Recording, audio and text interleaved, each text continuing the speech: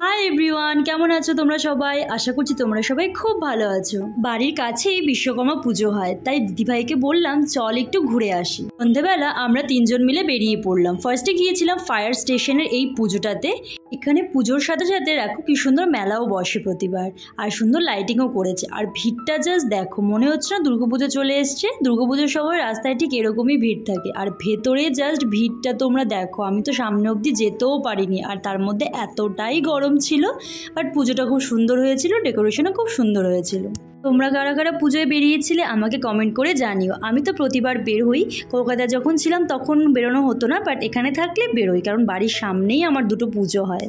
তারপর মেলার এই দোকানগুলো থেকে ওর এই ফ্যানটা খুব পছন্দ হলো। আমি বললাম নিয়ে নে, কারণ এই ফ্যানটা পুজোয় গরমে খুব কাজে লাগবে। ফার্স্ট স্টেশনে পুজো দেখা কমপ্লিট করে আমরা যাচ্ছি আমাদের বাড়ির কাছেই যে পুজোটা, সেটা আসলে আমরা উল্টো কাজ করেছি। বাড়ির কাছের পুজোটা পরে দেখে ফার্স্ট একটু দূরেরটা দেখে নিচ্ছি। দূর কোনোটাই নয়, দুটোই আমার বাড়ির কাছে।